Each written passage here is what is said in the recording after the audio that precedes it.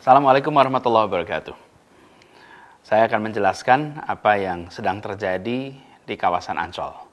Yang terjadi ini berbeda dengan reklamasi yang alhamdulillah sudah kita hentikan dan menjadi janji kita pada masa kampanye itu. Jakarta ini terancam banjir.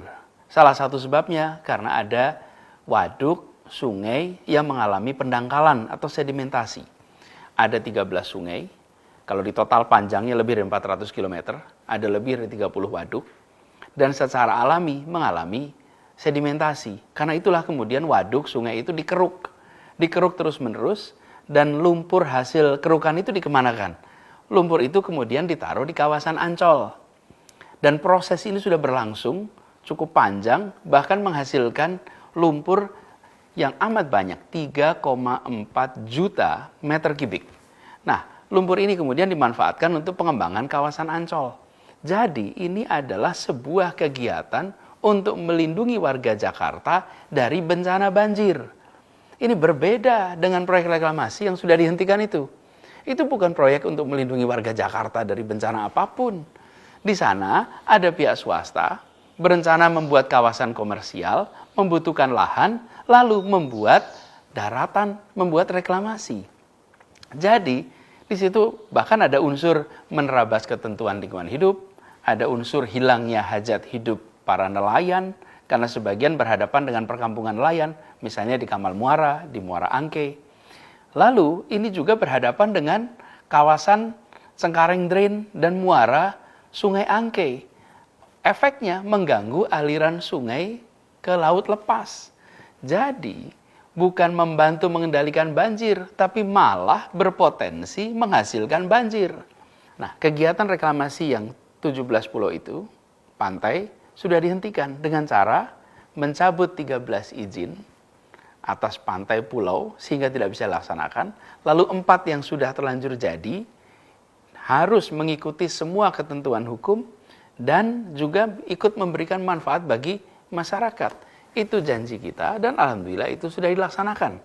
Jadi alhamdulillah itu sudah tuntas. Jadi kembali kepada soal Ancol ini. Lumpur hasil pengerukan sungai dan waduk itu memang menambah lahan bagi Ancol. Dan penambahan lahan itu istilah teknisnya adalah reklamasi. Tapi beda sebabnya, beda maksudnya, beda caranya, beda pemanfaatannya dengan kegiatan yang selama ini kita tentang reklamasi 17 pulau itu. Dan ini bukan bagian dari kegiatan reklamasi 17 pulau itu. Ini adalah bagian dari usaha menyelamatkan Jakarta dari bencana banjir. Jadi, masalahnya bukan sekedar soal reklamasi atau tidak reklamasi. Masalahnya adalah kepentingan umumnya di mana? Rasa keadilan sosialnya di mana? Ketentuan hukumnya bagaimana? Nah, yang 17 pulau itu tidak sejalan dengan kepentingan umum, kemudian ada permasalahan dengan hukum, ada mengganggu rasa keadilan. Sementara yang di Ancol ini adalah proyek pemerintah untuk melindungi warga Jakarta dari banjir, lalu dilakukan pengerukan sungai, waduk, yang kemudian menghasilkan lumpur. Di situ kemudian muncul yang biasa disebut tanah timbul karena penimbunan lumpur di sana. Jadi, pengerukannya oleh pemerintah, pengelolaan lahannya oleh pemerintah, dan pemanfaatannya untuk seluruh rakyat. Jadi apalagi program ini tidak mengganggu kegiatan nelayan, tidak menghalangi aliran sungai manapun menuju laut, dan ini sudah berlangsung selama 11 tahun. Lalu untuk memanfaatkan lahan yang sudah terbentuk itu, yang ukurannya 20 hektar itu, Pemprov DKI harus memberikan alas hukum untuk memenuhi syarat legal administratif. Untuk itulah kemudian keputusan Gubernur nomor 237 2020 dikeluarkan sehingga tanah itu bisa dimanfaatkan dan bisa dimanfaatkan segera untuk kepentingan publik. Mungkin ada pertanyaan, bila yang dibutuhkan itu memang hanya lahan 20 hektar, kenapa pemberian izinnya seluas 155 hektar? Jadi begini, pengerukan ini akan jalan terus. Pengerukan sungai, waduk, bahkan ke depan penggalian terowongan MRT, tanahnya pun akan ditimbun di tempat ini. Karena itulah ada kajiannya, dan dari hasil kajian AMDAL, lokasi yang dibutuhkan adalah sebesar 155 hektar. 120 hektar di sisi timur, 35 hektar di sisi barat. Yang juga disediakan kawasan yang nanti akan bersebelahan dengan stasiun MRT di Ancol. Jadi, apa yang dikerjakan oleh Pemprov DKI Jakarta, kemudian BUMD milik Pemprov DKI Jakarta, dalam hal ini adalah pembangunan Jaya Ancol, adalah untuk melindungi warga Jakarta dari bahaya banjir, dan kegiatan ini, perluasan ini bukan dipakai untuk kepentingan eksklusif, sekedar komersial, tapi justru manfaat dari lumpur hasil kerukan itu jadi lahan yang dipakai sebanyak-banyaknya untuk manfaat masyarakat di Jakarta. Lalu selama 11 tahun ini berjalan tenang-tenang saja. Mengapa? Ya sederhana, karena penimbunan ini tidak mengganggu kegiatan nelayan. Kawasan ini jauh dari perkampungan nelayan. Kawasan ini berdampingannya dengan apa? Berdampingan dengan kawasan industri Ancol, dengan pelabuhan Tanjung Priuk, dengan daerah pantai Taman Impian Jaya Ancol. Dan terkait lingkungan hidup, pihak Ancol diwajibkan untuk melakukan AMDAL dan semua kewajiban turunannya. Karena itu saya tegaskan bahwa pelaksanaan pengembangan kawasan Ancol ini memang bukan bagian dari proyek reklamasi yang bermasalah itu. Mungkin jadi pertanyaan, mengapa sekarang jadi ramai, jadi riuh rendah? Begini, setelah terbentuk 20 hektar lahan ini, belum punya status hukum, efeknya lahan itu tidak bisa dimanfaatkan. Untuk bisa dimanfaatkan, Pemprov DKI harus mengurus hak pengelolaan lahan. Kemana? Ke Badan Pertanahan Nasional.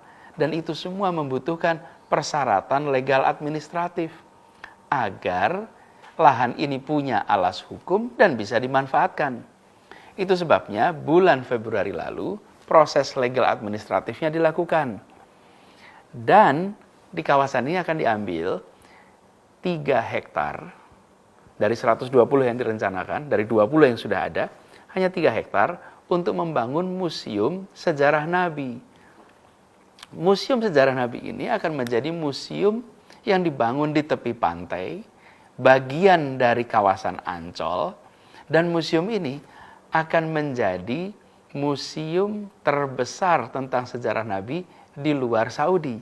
Insya Allah ini akan menjadi magnet bagi wisatawan bukan hanya Indonesia, tapi seluruh dunia. Nah, untuk itu harus disiapkan semua dokumen legal administratifnya agar pengurusan lahannya bisa dilakukan, agar pembangunan bisa segera dilaksanakan.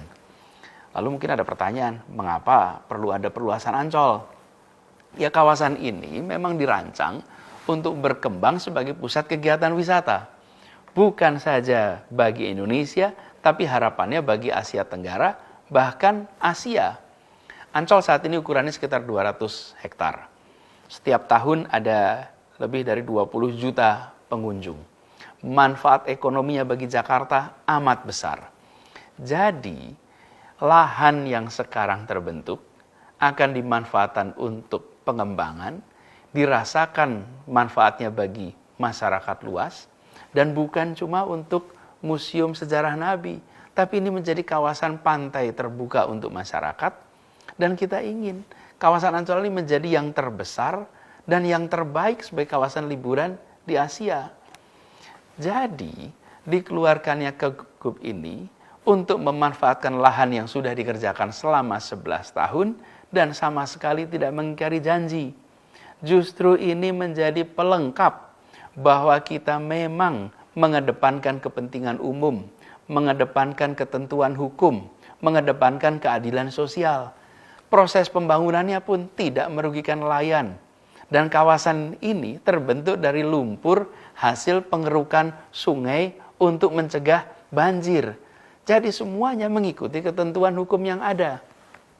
Dan pelaksananya pun adalah BUMD milik Pemprov DKI Jakarta yang harus mentaati semua ketentuan hukum termasuk ketentuan AMDAL. Lalu nantinya menjadi pantai yang terbuka untuk rakyat. kawasan liburan bagi semua. Dan insya Allah bisa menjadi pusat liburan bagi masyarakat Indonesia, bahkan Asia Tenggara. Jadi ini penjelasan saya terkait dengan kegiatan yang sedang berlangsung di Ancol. Sekali lagi saya tegaskan, insya Allah semua janji itu telah dan akan terus dilaksanakan. Semua ikhtiar dilakukan untuk melaksanakan amanah ini dengan sebaik-baiknya.